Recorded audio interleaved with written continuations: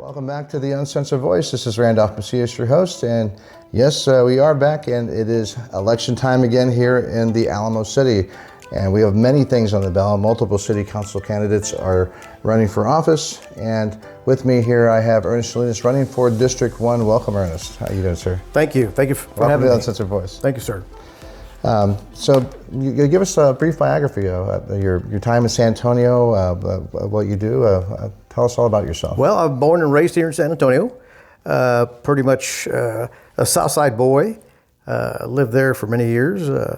Eventually got married and moved to the Northwest Side. The Northwest Side. Northwest Side, moved up. Moving on up, absolutely. But I had an extended career, 31 years at USAA. It's really just my first job, second job I ever had. When I was in high school, I worked for a small retail business called Solo Serve. So started my career at Solo Serve. And so was that back in the 70s they had Solo Serve? Back in the 70s. And worked clever. downtown and worked at the South Side store and worked at the North Side store.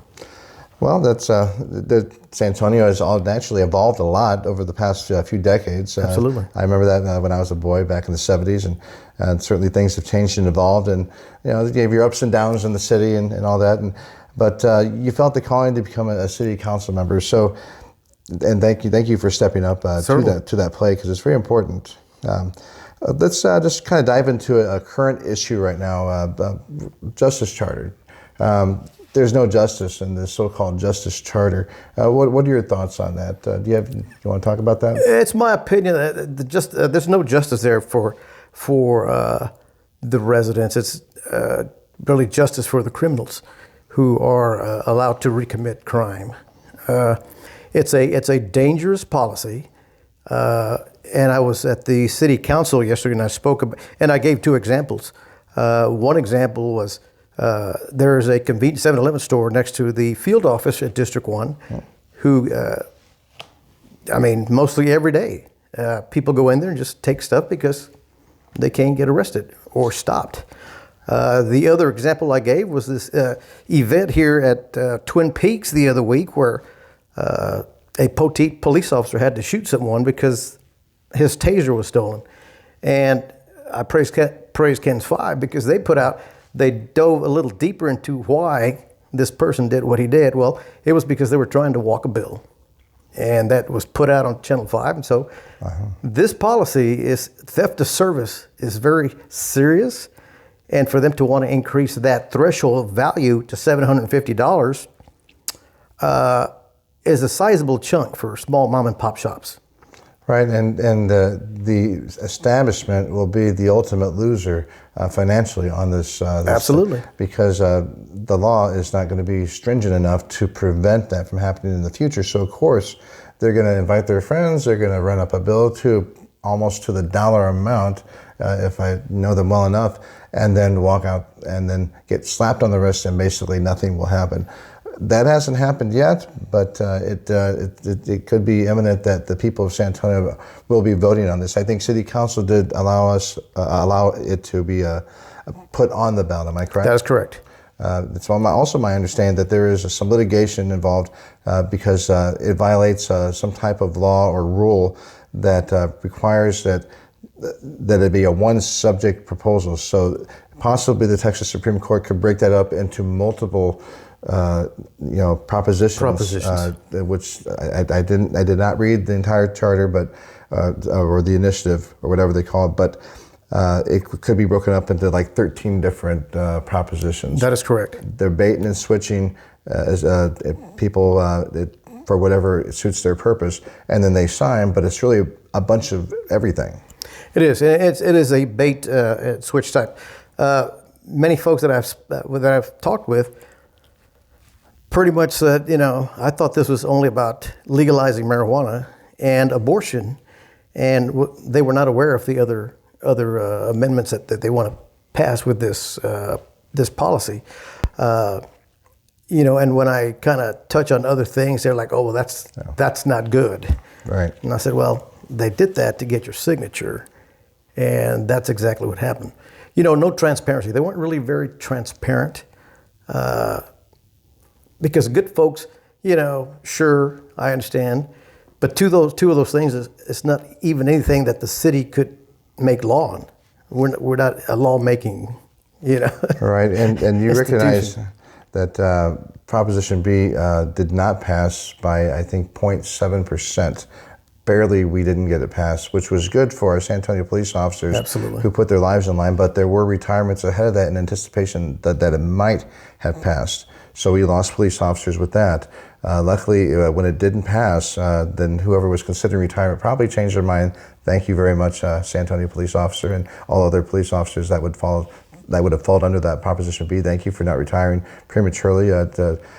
Because your protection for the citizens of San Antonio are very important to us, and we thank you for that. But this new proposition is Proposition B on steroids. So not only did they put it back on the ballot, but they added much more to it, and it looks like they're just throwing stuff at the wall and seeing what sticks. Exactly. With our state government, it's in litigation, so it remains to be seen if they're going to allow it to be broken up, which would slow down their progress considerably. Absolutely. And this is actually something that's, it's defund the police.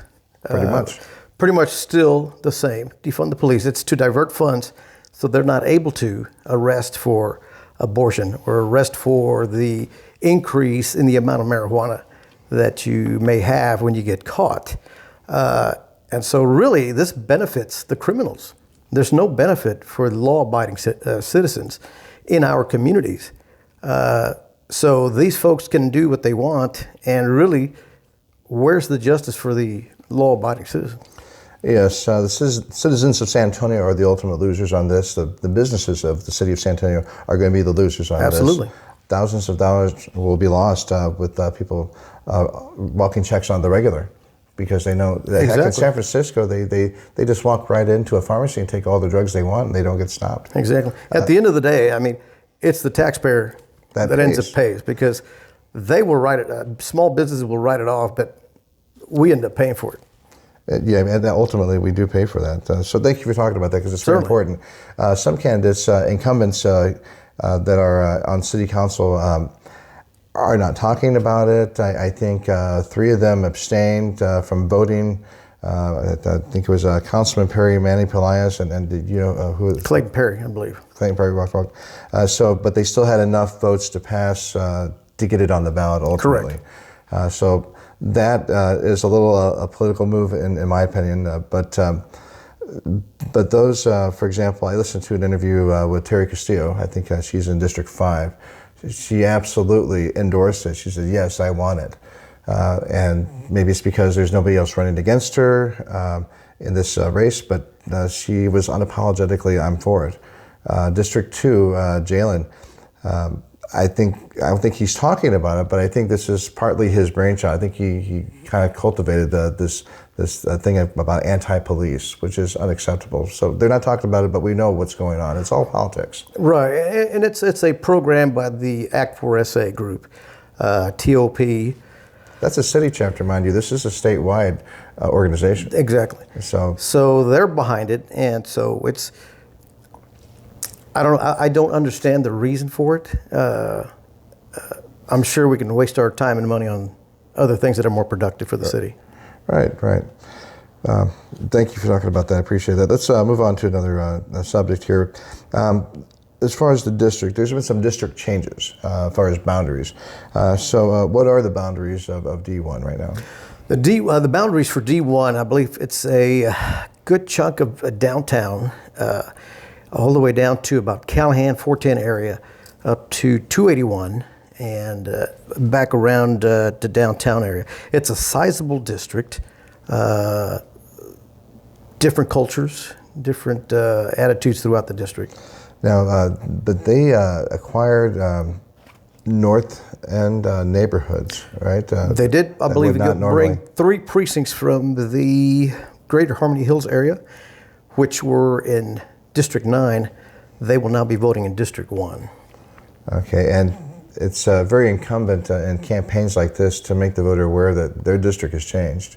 Yes. When I worked on a U.S. congressional district in U.S. 28, there were people in southwestern Guadalupe County that did not know that they had switched U.S. congressional districts. I said, "Sir or ma'am, you are now in this district, and here's our candidate," and they had no idea because they would have presumptively probably just voted for whoever they thought was running, but in the other district. Right. So it's incumbent about block walking is very important. Absolutely. So make these people aware that hey, you're in District 1 now. So my name's Ernest Salinas. How you doing? We do have one candidate that's running in District 1 who is from that newly acquired Oh, really? district. Oh, wow. So yes, Okay. he's well aware he's voting in District 1. So There'll be no doubt he'll be block walking too, but no doubt your army of block walkers will be out there making sure that they're aware that they have alternative choices. Absolutely. Because the more the voter knows, the more educated they are. Absolutely. They will vote accordingly, and it's. I just hope that they're not ignorant of what's going on around them because it directly affects them. Yep, absolutely. You're correct. And so. Now, changing gears over to the Migrant Center on San Pedro, that is in District 1, am I correct? That's in District 1. And Delview is right behind that? There's Delview is not near there. Delview area is between West Avenue and 410, I-10, and 410 on the north part of that, Vance Jackson. It's about 2-3 miles away, probably from the old CPS building or the Migrant Center on San Pedro. Okay. So that isn't that area is in District 1 now. It is. Do you know the subdivision that's directly behind it? I believe that is going to be. I thought that was Delview, but it's not. No, that's not Delview. That's Sherrill Hills. Sure. Okay. Yeah. And in the behind of that building, obviously, it's completely still fenced off from the neighborhood. But there are issues of illegal migrants that are going through that center, defecating in people's yards, leaving garbage, going out at night, robbing, stealing cars, even committing crimes. Right. Which it puts a strain on our already small police department force that's out there right now, putting their lives on the line. Correct. And we have seen encampments that are. It's strange because they do not want to be associated with the homeless folks that are encamped in other areas. So they create their own encampments. We've seen that. We've reached out to them. We've talked about, do you see that encampment over there? He goes, well, we don't want to go over there. That's not our people. And so they keep to themselves. The issue with that is that we can't even help our homeless vagrants, and now we've got them also participating in these encampments.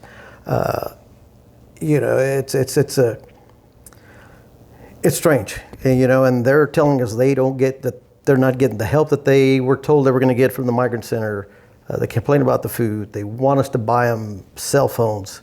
I was there a couple of months back, and one gentleman approached me saying, "Hey, can you buy me a phone?" I said, well, aren't they giving you a phone? Don't they give you a phone? He says, no. I said, so when are you leaving? When are they going to take you to, when are you going to get transported out to your location?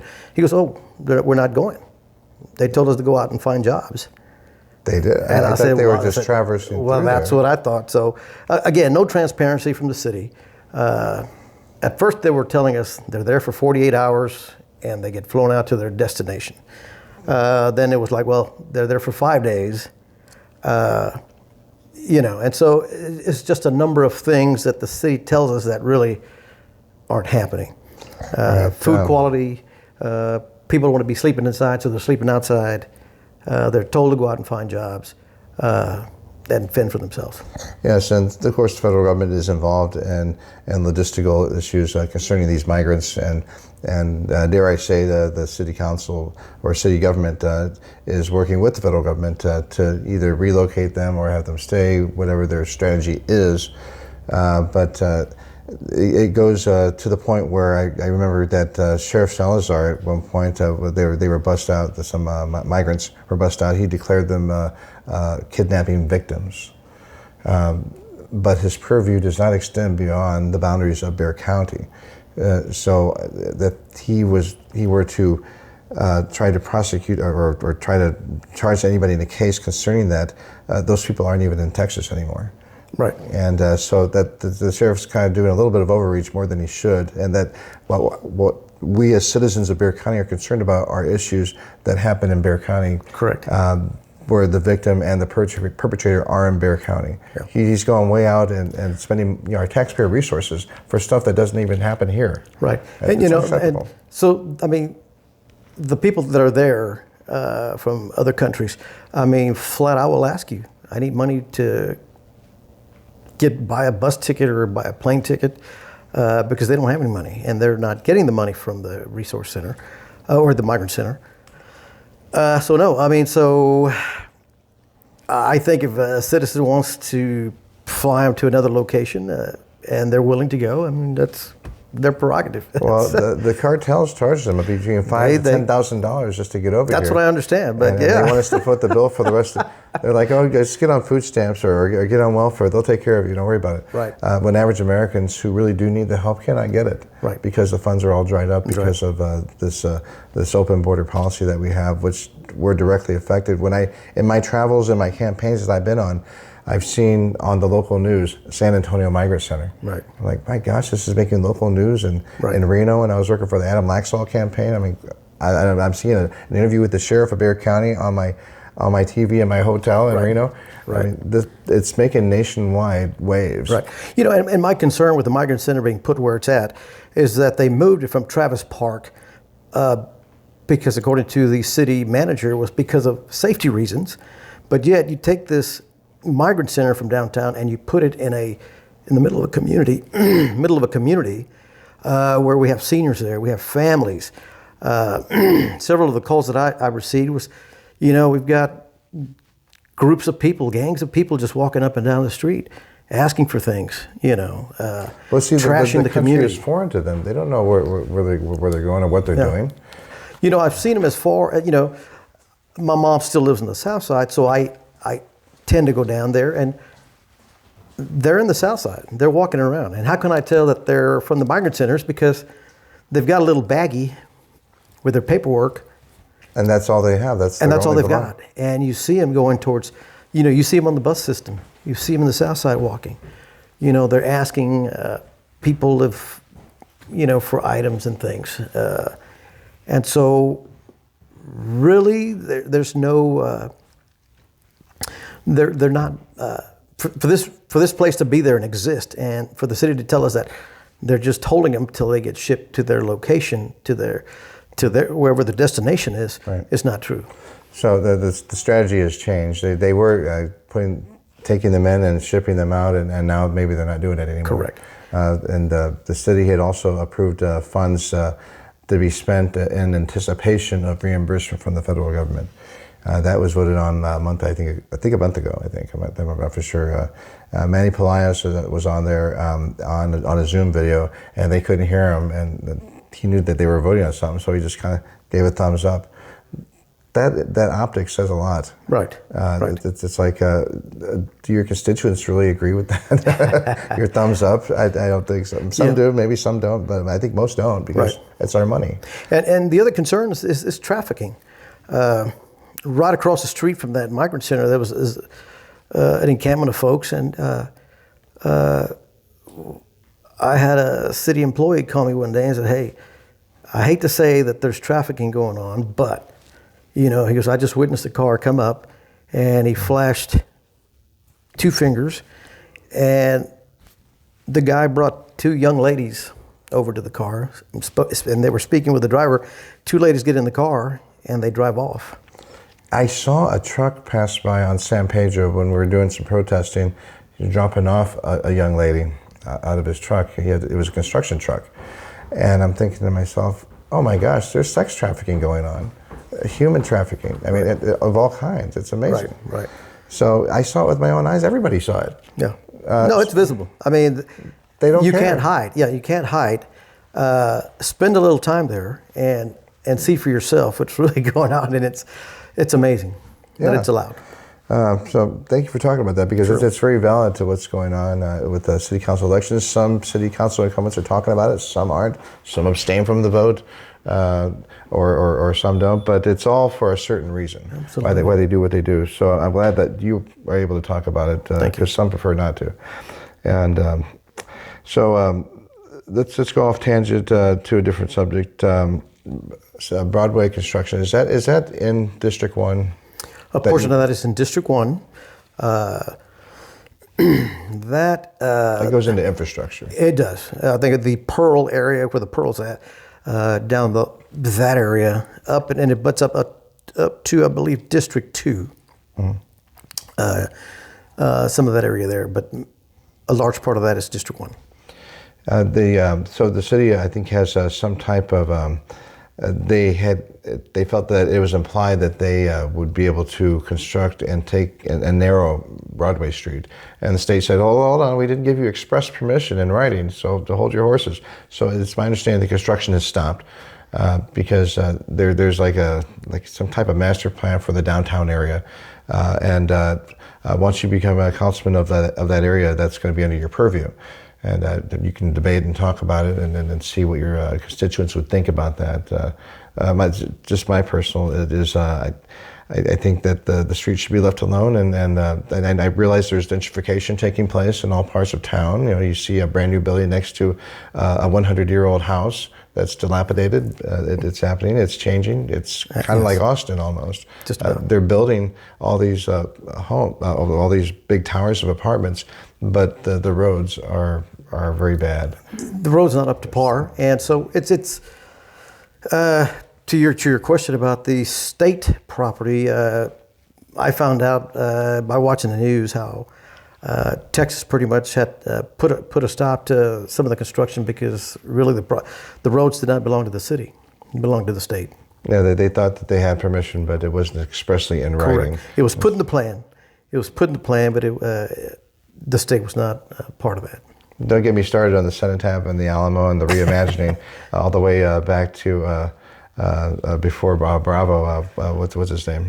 Roberto Trevino. Robert Trevino. That was his program, yeah. And we can mention some other names, but I'd rather not because it would be very bad to just out people. But yes, city council members did vote for reimagining the Alamo.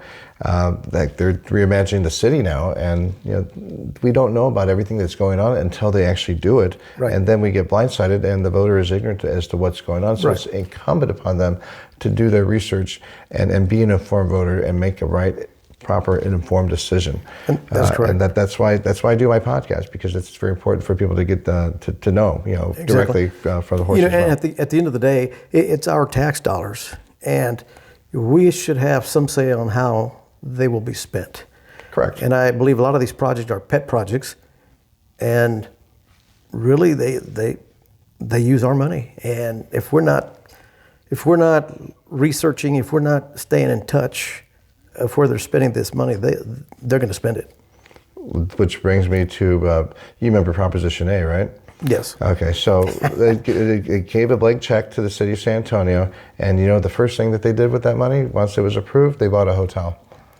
That would not have happened under a non-Proposition A, action. The citizens of San Antonio would have had to have voted on that. Correct. Now they're spending money like crazy. I think there's another hotel being constructed or bought or something. Right. I was very surprised that passed because I personally not in favor of having any one council person spend my money without a vote, and so that was something that they took it upon themselves to, hey, trust us, let us use this money, and no, really, no. When it comes to politicians spending our money, I'm always. If a politician says, "Trust me," you got something. You got something to worry about there. Exactly. I'm not going to trust anybody. I want full accountability, full transparency. Absolutely. Yeah, that should have been put to the voters. And citizens like yourself who step up to the plate, who take the mantle of wanting to make a difference in your community is very admirable, because there's a big political machine out there. Right. And there I say a lot of people, they fall into it. It's because of favors and money, right. And kickbacks and whatever. But right. You've served as president of the Delview Association since 2017? Correct. And you had stepped down in anticipation of your run for city council, am I correct? That is correct. I stepped down because I decided to run as a District 1 council candidate. But just because you stepped down doesn't mean you're not still involved as to what's going on, obviously. But I'm still a citizen. Yeah, I'm still very involved and very engaged in our community. Not just our community, other communities that have reached out to me for resources and information, and I'm happy to give it to them. Since I've left back in 2015 when I left USA, pretty much reaching out to every COSA department. They know who I am. Right. And just getting things done. Taking small issues and solving small issues before they become big problems. Delview has been very highly prolific in many issues concerning San Antonio. The name always pops up all the time, Delview, because it's the biggest and the oldest neighborhood association. Am I correct in San Antonio? It's one of the oldest. I believe that community was probably built back right after World War II, Okay. Korean War. Soldiers started coming back and building in the area. Okay, and it's definitely been a very stable neighborhood as far as growth and just neighbors watching out for each other and Exactly. stuff like that. It's a great community. We love it. I love it. And so Delview it is in District 1. Delview area is in District 1. It's very large. That's what I was asking. Right, we're about 4,400 households Okay. just in Delview. Just in Delview, my goodness. And it's fully encapsulated in District 1? It is. Okay. So they have a huge stake in this. Well, I'm going to take it back. Well, we do have a line that we share with Balcones Heights Okay. municipality. So, but again, reaching out to Balcones Heights, staying engaged in the community. We kind of tend to help each other. Right. Now, the incumbent has a few problems of his own right now. But of course, what was brought to light and what was in the news is his issues with Anna Sandoval, who has now resigned from District 7 for bigger and better things. So Mr. Bravo has taken a little bit of heat from different angles. So I personally, when I did my research on you, I thought to myself, this is a strong candidate. That he's somebody to be reckoned with. It's not going to go away. And you have solidified your presence in District 1, Delview area, serving as president. I'm sure you know many of the households, if not all of them, that they have a stake in this election that you're running for, in this office you're running for.